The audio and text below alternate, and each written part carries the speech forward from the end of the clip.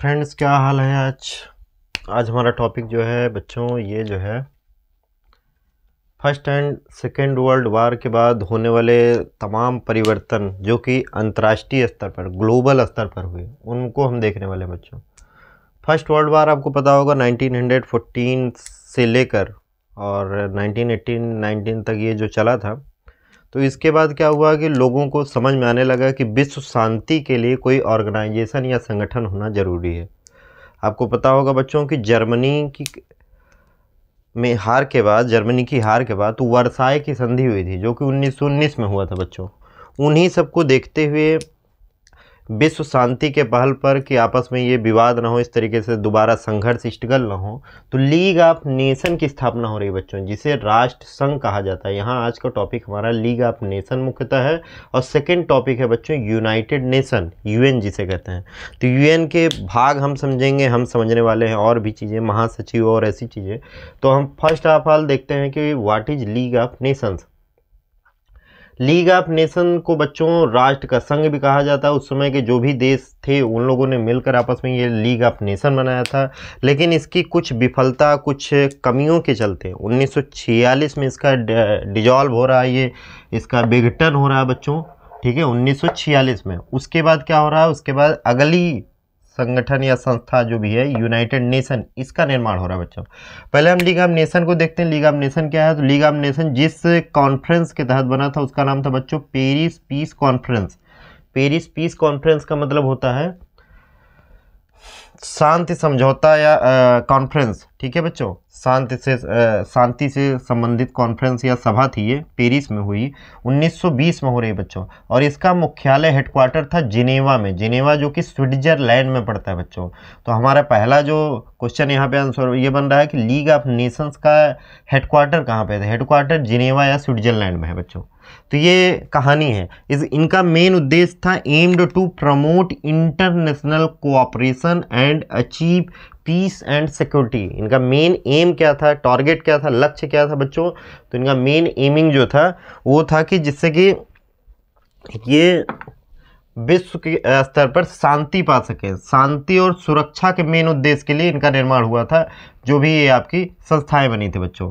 तो आपका क्या था, ये पेरिस पीस कॉन्फ्रेंस के तहत लीग ऑफ नेशन का निर्माण हो रहा है। लीग ऑफ नेशन एक संस्था है, वही लीग ऑफ नेशन 1946 में इसका ये डिजॉल्व हो जा रहा है। उसके बाद बच्चों आपका यूएन संस्था बन रही है, यूनाइटेड नेशन आप कह सकते हैं। तो यूनाइटेड नेशन का भी मेन ऑब्जेक्टिव क्या था, मेन उद्देश्य क्या था बच्चों? तो यूएन का भी मेन ऑब्जेक्टिव यही था आपका कि पीस एंड सिक्योरिटी विश्व स्तर पर प्रमोट करने के लिए क्या था, शांति और विश्व स्तर पर। तो यहाँ पर हम अब आगे देखने वाले हैं, हाँ ठीक है। तो यूएन के बारे में देखने वाला, यूएन क्या है? तो यूएन का सबसे पहले यूनाइटेड नेशन नाम है। यूएन को हिंदी में क्या कह सकते हैं? इसको कह सकते हैं संयुक्त राष्ट्र बच्चों। इसको हिंदी में क्या कहते थे? लीग ऑफ नेशन को कहते थे राष्ट्र संघ। लीग मतलब होता है ग्रुप, संघ। जैसे फुटबॉल में आपने बहुत सारे लीग का नाम सुना होगा, तो यहाँ पे लीग ऑफ नेशन है बच्चों। इसी तरीके से यूएन, आपका यहाँ पे यूएन का इस तरीके से मैंने थोड़ा सा टेम्परेरी इमेज, रफ इमेज बनाया, तो आप देख सकते हैं। तो ये न्यूयॉर्क में स्थित है, ये इनका मुख्यालय हेडक्वार्टर है इस तरीके से, और इसमें बहुत सारे अलग अलग देश के फ्लैग्स यहाँ पर लगे हुए हैं। इसके एम्बलम के बारे में जान लेते हैं। इनके 2-3 बातें आपको याद करना पड़ेगा, समझना पड़ेगा कि हेडक्वार्टर कहाँ पर है, इसका एम्बलम या सिंबल किस तरीके से है, और इसका झंडे का कलर कैसा है, कैसा नहीं है बच्चों। तो इसका एम्बलम जान लेते हैं। तो किनारे किनारे जैतून की पत्तियां बच्चों, किनारे किनारे ऑलिव की पत्तियों को यहाँ पे शांति से संबंधित लगाया गया है इस तरीके से। और बीच में आपका बच्चों, बीच में आपका अर्थ को दर्शाया गया है यहाँ पे इस तरीके से, यहाँ पे आपका, तो आपका बड़ा सा बिगर टाइप में अर्थ है। और इसके मैं बहुत सारी ये लाइनें खींच देता हूँ जो पृथ्वी पर इस तरीके से पड़ती हैं, ये आपकी, और भी इस तरीके। तो यहाँ पे कुछ ऐसा आप देख रहे हो, तो ये ब्लू कलर में आपका यूनाइटेड नेशन का एम्बलम बना हुआ है बच्चों। अब हम इसकी बात करते हैं बना कैसे था। तो एक चार्टर, एक अधिकार पत्र था, उस पर 50 देशों ने साइन किया था, तब जाके ये आपका यूएन बन के रेडी हुआ था। तो यूएन चार्टर को हम कह सकते हैं यूएन अधिकार पत्र। तो 50 देशों ने हस्ताक्षर किया था, जबकि बाद में धीरे धीरे संख्या बढ़ी 150, 193, वर्तमान में इसके 193, 94 जो भी देश हैं, तो ये लगभग ज़्यादातर देशों के द्वारा एक्सेप्ट किया गया है वर्ल्ड स्तर पर। और यूएन की एक खासियत है, यूएन बहुत सारे प्रोग्राम और एजेंसियां इसके पास भी हैं जिसके तहत कार्यक्रम और ये सब करवा के और लोगों वर्ल्ड की हेल्प करना, शांति लाना, ये सब बहुत मेन इसका इम्पोर्टेंट वर्क है। पहले हम संयुक्त राष्ट्र को आसानी से समझने वाले हैं इसके अंग या ऑर्गन के बारे में बच्चों। तो इसके कौन कौन से ऑर्गन हैं इनके बारे में समझने वाले हैं। तो ऑर्गन में हम देखेंगे इसके 6 ऑर्गन मेन है। नंबर 1 पे जनरल असेंबली है बच्चों, महासभा। नंबर 2 पे है आपका यूनाइटेड नेशन सिक्योरिटी काउंसिल, सुरक्षा परिषद है बच्चों। 3rd पे इकोनॉमिक से संबंधित आर्थिक व सामाजिक परिषद है। 4th पे सचिवालय सेक्रेटरियाट है बच्चों। और 5th नंबर पर आपका अंतर्राष्ट्रीय न्यायालय है, इंटरनेशनल जुडिशरी से संबंधित आप कह सकते हैं। और 5th नंबर पर यहाँ पर बच्चों ये आपका 4th है, ये आपका 5th है, यहाँ पर ये 6 है, ठीक है। तो यहाँ पे हमारे 6 टोटल अंग हैं। तो 6वें नंबर पे संयुक्त राष्ट्र न्यास परिषद ट्रस्टीशिप काउंसिल है, जो कि अभी इनएक्टिव है, थोड़ा सा उतना वर्क नहीं करता, लेकिन तब भी ये आपके ऑर्गन प्रमुख रूप से हैं। अब हम एक एक को थोड़ा थोड़ा समझने की कोशिश करते हैं और उनके झंडे और उनसे संबंधित देखते हैं। ज़्यादातर तो यही है कि एम्बलम, चारों तरफ जैतून की पत्तियाँ हैं, बीच में वर्ल्ड का या ग्लोब का वो मतलब उस तरीके से बनाया गया जिससे ये पूरे वर्ल्ड को इन्होंने ये शांति देने का प्रयास कर रहे हैं। सबसे पहले महासभा को देखते हैं। महासभा का हेडक्वार्टर न्यूयॉर्क में है बच्चों। तो न्यूयॉर्क कॉमन है, आपको न्यूयॉर्क यहाँ पे याद होगा, लेकिन लीग ऑफ नेशन अभी आपने पढ़ा कि इसका जिनेवा या स्विट्जरलैंड में हेडक्वार्टर था। तो हमें हेडक्वार्टर ज़्यादा याद करने की कोशिश करनी होती है, समझना पड़ता है क्या क्या है, कहाँ कहाँ पे है। दूसरा, इसके मेंबर भी वही 193 कंट्री वाले हैं। सभी के एक एक जो रिप्रेजेंटेटिव रहेंगे वो जाके वहाँ पर जनरल असेंबली में यहाँ पर बैठेंगे, इंडिया के भी जाके बैठेंगे। तो इस तरीके से। और एक चीज़ और बच्चों, जब से ये यूएन बना है तभी से भारत और यूएन का संबंध अगर हम रिलेशन देख लें, जब से ये यूएन बना है तभी से भारत इसका एक अभिन्न अंग है, इसका एक पार्ट है बच्चों। भारत लगातार गुट निरपेक्षता और भी दूसरी चीज़ों पर लगातार कार्य कर रहा है। गुट निरपेक्षता मतलब कि जैसे एक अलग अलग गुट बन गए थे, जैसे विश्व युद्ध में आपने देखा था कि एक मित्र राष्ट्र बना था, एक केंद्र शक्ति बना था। तो इस तरीके से जो गुट हैं, तो गुट से क्या होता है, एक दल बनता है, फिर दल बनकर आपस में लड़ते हैं। तो इन सब दलों का साथ भारत नहीं देने वाला था, इसलिए उसने गुट निरपेक्षता मतलब हम किसी का पक्ष नहीं ले रहे, हम किसी गुट के पक्ष नहीं ले रहे हैं। तो इन सब के तहत इसने इंडिया ने साथ दिया। तो इंडिया लगातार ही इसका मेंबर रहा है बच्चों। तो अब हम देखते हैं महासभा में, तो आपको पता चल गया 193 कंट्री हैं और इसके मीटिंग साल में एक बार होगा, इसके अध्यक्ष का चुनाव होगा। वर्तमान में इसके जो अध्यक्ष हैं बच्चों फिलोयान यांग हैं, इस तरीके से हैं 2024 से। और एक चीज़ और है, इस महासभा की भारतीय एक महिला अध्यक्ष थी जिनका नाम था विजया लक्ष्मी पंडित। क्या था बच्चों? विजया लक्ष्मी पंडित, जो कि 53-54 1953 एंड 1954 में इसकी अध्यक्ष रह चुकी हैं, अकेली भारतीय इंडियन, ठीक है बच्चों। और उसके अलावा यहाँ पर जो भी ये इनका अध्यक्षों का चुनाव होता है वो मुख्यतः अफ्रीका से संबंधित देश, एशिया से संबंधित देश, इस तरीके से 5 अलग अलग प्रांत, जैसे आपके 7 महाद्वीप हैं, लेकिन ये 5 रीजन को टच करते हुए होता है। जैसे कि अफ्रीका हो गया बच्चों, एशिया हो गया सेकंड नंबर पे, तीसरा पे आपका ईस्ट यूरोप है, और चौथे पे आप वेस्ट यूरोप कह सकते हैं, और 5वें नंबर पे लैटिन अमेरिका या कैरिबियाई द्वीपों से जो भी हैं उनको चुना जाता है। तो इस तरीके से 5 ये अलग अलग जो रीजन है, इसी से इनके अध्यक्ष का चुनाव होता है। फिर से बच्चों बता दे रहे हैं, नंबर 1 पे है अफ्रीका, और नंबर 2 पर है आपका एशिया, नंबर 3rd और 4th पर आप ईस्ट यूरोप और वेस्ट यूरोप कर सकते हैं, मतलब पूर्वी यूरोप और पश्चिमी यूरोप, और नंबर 5th पर आप रख सकते हैं अमेरिका से संबंधित जो देश हैं, जो लैटिन अमेरिका से संबंधित हैं या कैरिबियाई द्वीपों से संबंधित देश हैं। तो यहाँ से इनका चुनाव हो रहा है। अगला आपका सुरक्षा परिषद है बच्चों। सिक्योरिटी काउंसिल एक ताकतवर, इसका एक अंग है सुरक्षा परिषद, जो कि सुरक्षा से संबंधित कार्य करता है। इसके पास सैनिक वैनिक की भी व्यवस्था होती है बहुत सारा। इसमें क्या होते हैं, 15 मेंबर होते हैं बच्चों, 15 कंट्री के मेंबर होते हैं। इनमें क्या होता है कि 5 कंट्री के मेंबर परमानेंट हैं।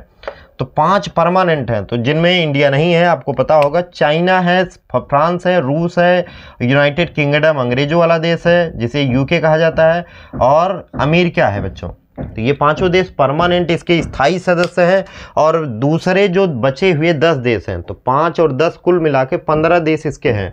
तो जो बचे हुए 10 देश हैं ये इसके अस्थायी देश हैं। ठीक है बच्चों, इनका चुनाव 2-2 साल के लिए होता है बच्चों। यहाँ पे 2 साल के लिए 10 देश हैं टेम्परेरी हैं, और इनके अध्यक्ष का एक तुम्हें आप लोगों के एक मतलब मजाकिया सा थोड़ा सा लगेगा या थोड़ा सा इंटरेस्टिंग सा लगेगा कि इनके जो भी अध्यक्ष चुने जाते हैं इन्हीं 10-15 के बीच में से अल्फ़ाबेटिकली चुने जाते हैं बच्चों। अल्फ़ाबेटिकली मतलब जैसे आपकी महीना ये ए वाले, फिर अगले महीने बी वाले, फिर उसके बाद सी वाले, इस तरीके से कुछ। तो यहाँ पे क्या है कि मतलब अभी वर्तमान में जैसे 2025 चल रहा है और ये आपका जनवरी का महीना चल रहा है, तो इस समय अल्जीरिया जो है अभी इसकी मतलब अध्यक्ष है, अल्जीरिया के जो हेड है। उसके बाद अगला नंबर किसका आएगा? अगला नंबर चाइना का आएगा। तो चाइना परमानेंट में है, अल्जीरिया आपका नॉन परमानेंट या टेम्परेरी में है। तो इन्हीं 15 देशों में से इनके अध्यक्ष रिप्लेस होते रहते हैं। फिर अगले महीने में अगले, तो साल भर में 12 महीने होते हैं, तो इसके 12 अध्यक्ष चुने जाएंगे बच्चों। ये सुरक्षा परिषद का है, इंग्लिश में कहते हैं यूनाइटेड नेशन सिक्योरिटी काउंसिल बच्चों। तो सुरक्षा से संबंधित जिम्मेदारी इसकी है। अगले पे हम चलते हैं आर्थिक व सामाजिक परिषद, तो सोशल से संबंधित, ठीक है, सोशल से संबंधित जो भी काउंसिल है इसका है। और इकोनॉमी से संबंधित, पैसे से संबंधित और ये सब रेगुलेशन के लिए ये आपकी परिषद है बच्चों। यहाँ पे 54 सदस्य और 3 वर्ष टर्म के लिए होते हैं, इनमें भी एक अध्यक्ष और ये चुना जाता है। उसके बाद आपका सचिवालय है बच्चों। तो सचिवालय एक सेक्रेटरियाट, और अगर आपको यूएन पे अगर आप सर्च करेंगे और समझेंगे कि पूरे यूएन में सबसे मेन कौन है, किसका नाम हम बार बार याद करें या जरूरी है, तो आप सेक्रेटरियाट के जो भी अध्यक्ष हों, जिनको हम महासचिव कहते हैं बच्चों, इनका नाम आपको जरूर याद करना पड़ेगा। जैसे कि अभी एंटोनियो गुटेरेस नामक ये जो व्यक्ति हैं ये इसके महासचिव हैं, एंटोनियो गुटेरेस। तो पूरे यूएन के सबसे मेन कौन है, तो इन्हीं को माना जाएगा, एंटोनियो गुटेरेस। बच्चों अभी हम यूनाइटेड नेशन पढ़ रहे हैं, यूनाइटेड नेशन के 6 अंग पढ़ रहे हैं, 4थे अंग पर हम लोग अभी पहुंचे हैं। बाकी जो नीचे लिखा है ये सब एजेंसियां व संस्थाएं हैं, इनको अलग से देखेंगे, लेकिन पहले हम 6 अंगों पर विशेष ध्यान दें। तो अगर आपसे कोई पूछे कि ताकतवर और इन सब में क्या है, तो आप इनका नाम ले सकते हो, इन सुरक्षा परिषद और इन 5 परमानेंट देशों का नाम। और अगर आपको बोला जाए पूरे यूएन का मेन कौन है, किसका नाम लिया जाए, तो आपको लेना पड़ेगा सचिवालय के जो हेड है, सेक्रेटरियाट। तो सचिवालय में बहुत सारे सचिव वर्ग के लोग रहते हैं, जहां से संबंधित पूरा कागज पत्र और जो भी चीजें होती हैं, तो उसको आगे लेके चलते हैं। पूरा डाटा से संबंधित पूरा कार्य होता है, बड़े बड़े लोग, और इसका हेडक्वार्टर आपको न्यूयॉर्क में है। महासचिव एंटोनियो गुटेरेस है, ठीक है बच्चों। तो ये 1 जनवरी 2017 से है, और अभी 2025 चल रहा है, तो 2017 से 25 तक लगातार एंटोनियो गुटेरेस ही है। और उससे पहले आपने, अगर आपको थोड़ा सा ध्यान हो, तो बान की मून की इनका नाम है, बान की मून बच्चों। ये बान की मून इससे पहले थे, इससे पहले साउथ कोरिया के थे बान की मून, और ये 2016 दिसंबर तक ये इसके महासचिव थे। इसके महासचिव मतलब पूरे यूएन के महासचिव। तो यहाँ पे आपको एक चीज़ जाहिर होता है कि इसको आपको थोड़ा सा इम्पोर्टेंट रूप में लेना पड़ेगा, ये आपका थोड़ा सा इम्पोर्टेंट है। और दूसरा आपका सिक्योरिटी काउंसिल वाला इम्पोर्टेंट है। इसमें क्या है कि लगातार विवाद होता रहता है कि भैया 5 ही क्यों परमानेंट देश हैं, और बनना चाहिए, लेकिन ये अभी इसी तरीके से, जैसे कि G4 कंट्री करके हैं, Bharat, Brazil, India, Brazil, Germany, Japan करके 4 देश लगातार इसका विरोध करते रहे कि नहीं, थोड़ा सा इनमें 5 से और ज़्यादा बढ़ाओ। इन 5 की पावर क्या है बच्चों, इनको वीटो अधिकार मिला है बच्चों। वीटो अधिकार किसी कंट्री या किसी में उस व्यक्ति, उस पर्सन को मिलता है, जो कि वीटो पावर क्या होती है कि जैसे बहुत सारे लोगों ने अपना अपना न्याय किसी चीज़ पर दिया, जैसे एक लोकतंत्र होता है कि भैया किसी चीज़ पर बहुमत हो गया तो वो चीज़ पास हो जाएगा, वो बिल एक्ट में लागू हो जाएगा। लेकिन अगर वीटो पावर किसी के पास है तो वो अपना वीटो पावर यूज करके उस चीज़ को रोक सकता है। अगर इन 5 में किसी ने एक ने किसी चीज़ से संबंधित ना कह दिया तो वो चीज़ कैंसिल हो जाएगा बच्चों। तो यहाँ पर ये है वीटो पावर इनका, मतलब कि इनके कार्यों से संबंधित ये वीटो पावर इनको मिला है, ये विशेषाधिकार आप कह सकते हैं इस तरीके से। तो अगर इन्होंने किसी कार्य से संबंधित अगर उस पर लगाम लगा दिया या उसको रोकने की कोशिश किया तो वो वहीं पर कैंसिल हो जाएगा, उसका फिर से चुनाव होगा और उससे संबंधित जो भी होगा। तो यहाँ पे तो इन 5 की पावर वीटो से संबंधित बहुत ज़्यादा इंपॉर्टेंट है। सुरक्षा परिषद हो गया, सचिवालय हो गया। अब हम 5वें और 6वें को देखते हैं, न्यायालय की तरफ बढ़ते हैं बच्चों। न्यायालय क्या है, न्यायालय का हेडक्वार्टर क्या है, तो नीदरलैंड है बच्चों। तो बाकी का न्यूयॉर्क शहर ही आपको मिलेगा, लेकिन ये आपका अंतर्राष्ट्रीय न्यायालय, इसका हेडक्वार्टर का नीदरलैंड, हेग में है बच्चों, हेग नीदरलैंड में है। तो दक्षिणी हॉलैंड के पास बच्चों। तो हॉलैंड पहले उसका नाम था, बाद में नीदरलैंड है। तो न्यायालय मतलब जज से संबंधित है। तो अलग अलग देशों के जज भी चुने जाते हैं, भारत के भी जज रह चुके हैं। तो 15 जजों की इसमें नियुक्ति होती है बच्चों। स्थापना वही 1946 में हुआ था। इन पूरे में से मेन जो इसकी स्थापना है, इसी UN चार्टर पत्र, जो अधिकार पत्र है, उसी के माध्यम से सबकी स्थापना हो रही है बच्चों। तो यहाँ पर न्यायालय क्या है, न्यायालय का मेन काम आपको पता ही है कि देश के बीच में आपस में जो विवाद होता है उसको सुलझाता है। अभी भारत पाकिस्तान के कश्मीर वाले मामले को लेकर भी वहाँ पर वो हो रहा था। तो ये न्यायालय, जैसे कि अगर आपको पता है कि किसी मामले अगर आपके इंडिया के अंदर है तो आप उसके लिए कोर्ट, हाई कोर्ट और सुप्रीम कोर्ट तक जा सकते हैं, लेकिन सुप्रीम कोर्ट से अपर में कोई कोर्ट आपके पूरे इंडिया में नहीं है, जो कि दिल्ली में है। अगर सुप्रीम कोर्ट से बाहर की चीज़ है, जैसे दो देशों के बीच का विवाद है, दो देशों का विवाद कहाँ सुलझेगा, तो वो सुलझेगा बच्चों अंतर्राष्ट्रीय न्यायालय में, इंटरनेशनल इस वाले जुडिशरी में बच्चों। अब अगला है संयुक्त राष्ट्र न्यास परिषद है। ये उतना एक्टिव नहीं है, लेकिन ट्रस्टीशिप काउंसिल के रूप में आपका 6वें अंग के रूप में है। अब यहाँ पर हमने 6 अंगों के बारे में पढ़ लिया बच्चों। अब हम चलते हैं इनके बचे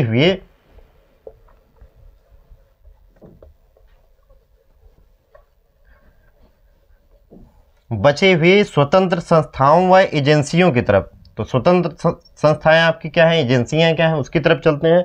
तो अब आपको हम एक एक तरफ से, स्वतंत्र संस्थाएं क्या होती हैं, इन अंगों से अलग अपना स्वतंत्र रूप से कार्य करती हैं। उनको भी फंडिंग इस तरीके से मिलता रहता है।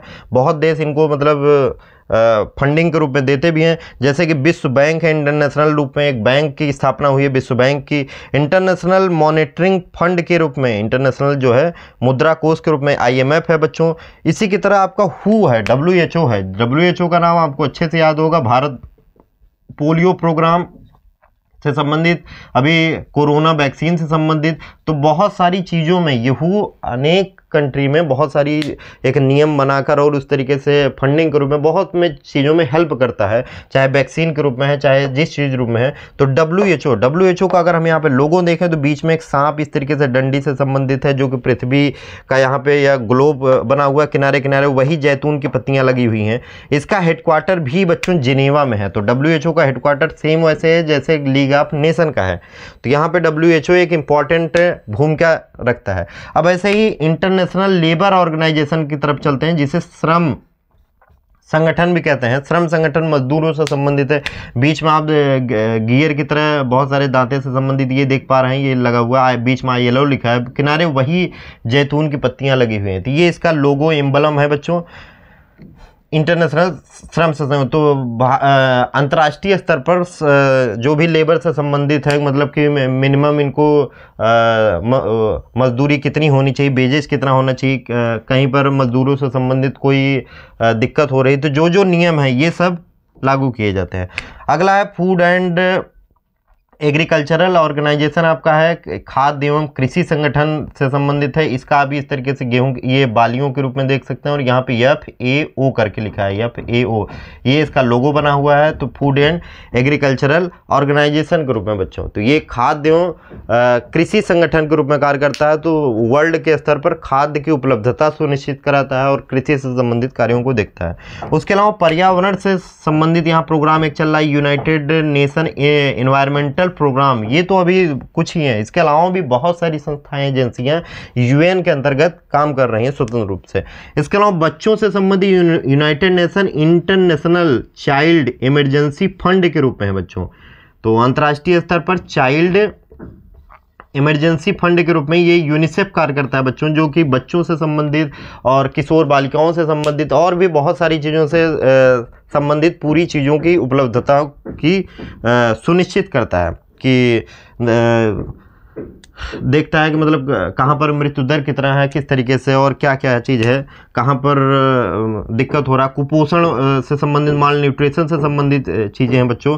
उसके अलावा आपके भारत में यूनिसेफ का बहुत सारा योगदान है। आंगनबाड़ी में आपने नाम सुना होगा, तो आंगनबाड़ी में काफ़ी ज़्यादा ये हेल्प करता है बच्चों।